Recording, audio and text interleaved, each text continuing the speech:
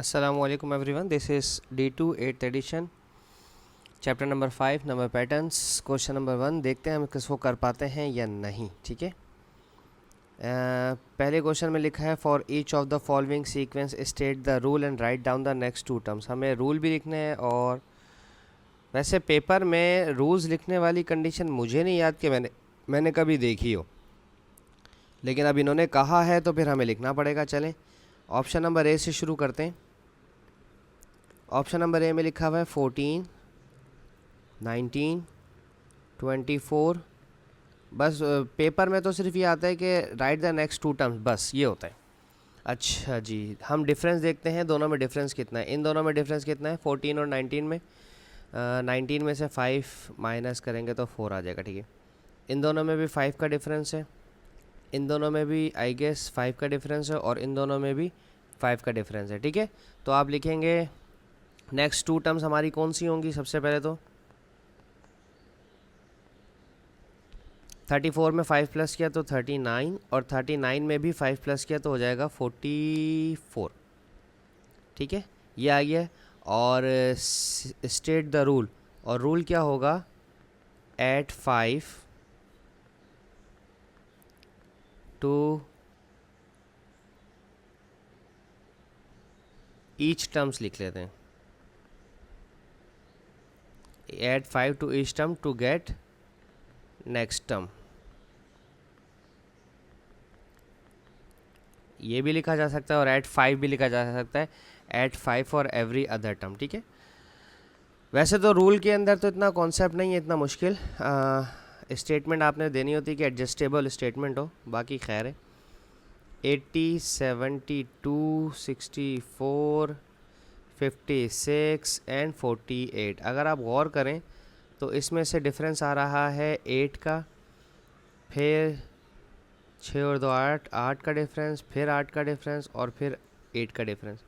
क्योंकि 8 6 ज़ा 48, 8 7 ज़ा 56, 8 8 ज़ा 64, 8 9 ज़ा 72, 8 10 ज़ा 80। तो नेक्स्ट टू टर्म्स हमारी कौन सी होंगी।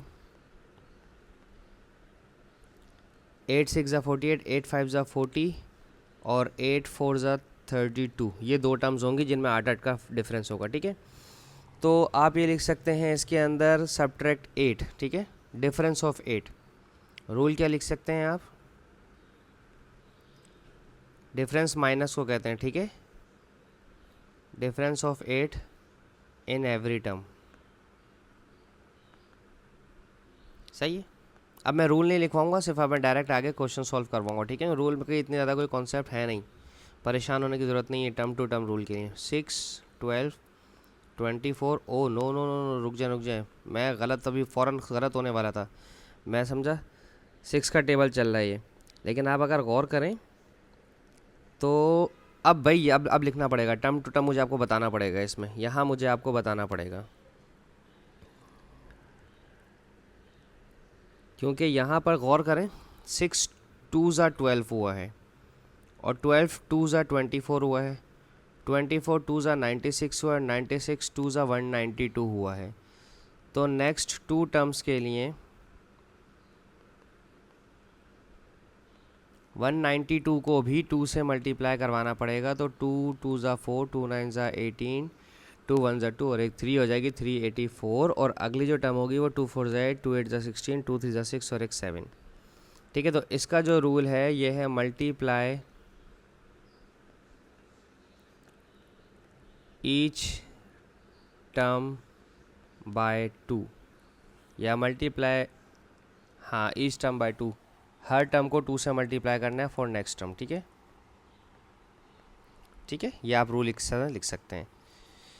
अच्छा, और डी में लिखेंगे, ऑप्शन नंबर डी में क्या है, 1600, उसका आधा हुआ तो 800, उसका हाफ हुआ तो 400, 400 का हाफ हुआ तो 200, 200 का हाफ हुआ तो 100, और जो दो टर्म्स मुझे रिक्वायर्ड हैं वो क्या होंगी, 100 का हाफ होगा तो हो जाएगा 50, और 50 का हाफ हो जाएगा तो 12।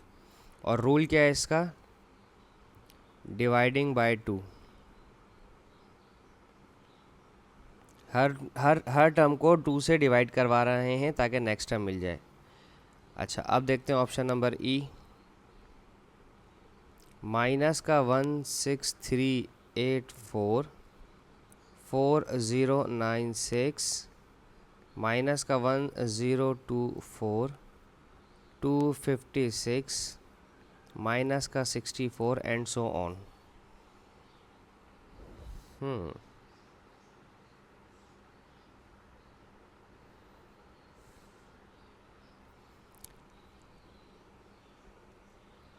ये तो कुछ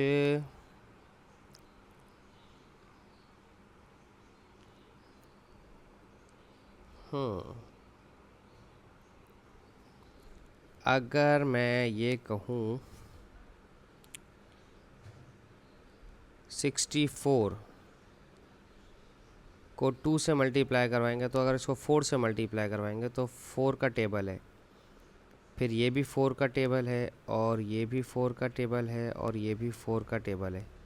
ठीक है, और हमें रिवर्स जाना तो ठीक है सर, ये डिवाइड हो रहे हैं। मैं छोटे नंबर से बड़े नंबर की तरफ आके मैंने चेक किया, देखें जी, इन दोनों को डिवाइड किया है -4 से, ठीक है। फिर इन दोनों को भी डिवाइड किया है -4 से, इन दोनों को भी डिवाइड किया है -4 से, और इन दोनों को भी डिवाइड किया है -4 से। तो 64 को जो नेक्स्ट 2 टर्म्स मुझे चाहिए वो -64 को अगर आप 4 से डिवाइड करेंगे तो माइनस माइनस से कट जाएगा, 4 1 ज़ा 4 और 2 बचा 24, 4 6 ज़ा 24, ठीक है, एक ये आ गया। और फिर दोबारा 16 को अगर आप डिवाइड करवाएंगे -4 से तो ये आ जाएगा माइनस का 4, तो बचेगा 4 1 ज़ा 4 4 4 ज़ा 16। तो नेक्स्ट 2 टर्म्स तो हमारी ये हैं, और रूल इसका क्या है, divide by -4, each term divide by -4, ठीक है।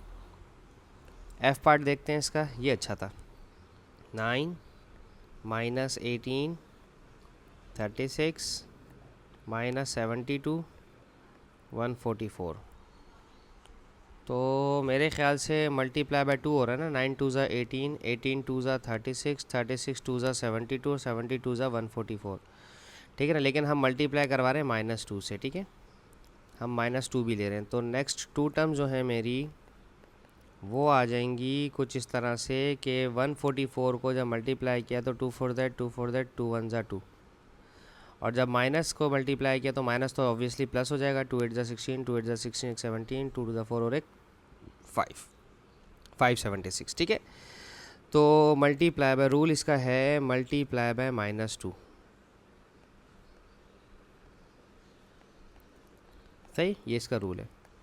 अब देखते हैं जी पार्ट, -52 -59 इंक्रीज़ हो रही है वैल्यू, -66 -73 -80, इन दोनों में डिफरेंस है 7 का, इन दोनों में डिफरेंस है 7 का, इन दोनों में डिफरेंस है 7 का, इन दोनों में डिफरेंस है 7 का। लेकिन माइनस हो रहे हैं, इसलिए वैल्यूज़ इंक्रीज़ हो रही हैं, तो माइनस माइनस प्लस होती जाएंगी, ठीक है ना। तो नेक्स्ट 2 टर्म्स के अंदर हम क्या करेंगे, -80 में -7 ऐड होगा तो -87, और -87 में -7 ऐड होगा तो माइनस का 94, ठीक है। तो इसका जो रूल होगा वो होगा ऐड -7 टू ईच टर्म, ठीक है, सही है, -7 ऐड होता जा रहा है, सही है। ओके, जी के बाद अब हम देखते हैं इसका last part which is H, minus का 100 माइनस का 90 माइनस का 80 माइनस का 70 माइनस का 60। तो नेक्स्ट 2 टर्म्स हमारे पास होंगी माइनस का 50 और माइनस का 40। ये तो हमें खुद पता चल रहा है कि 10-10 कम हो रहे हैं, तो आप या तो ऐड लिख लें, ऐड -10 ऐड 10, या आप लिख लें ऐड 10 ही लिख लें, क्योंकि हम 10 ही ऐड कर रहे हैं ना, तो छोटी हो रही है value, add 10 to each term, ठीक है जी। बस इसके साथ ही मेरी ये वीडियो ख़त्म होती है। होप सो आपको समझाने में कामयाब रहा हूँ। Thank you so much for watching my channel. अल्लाह हाफिज़।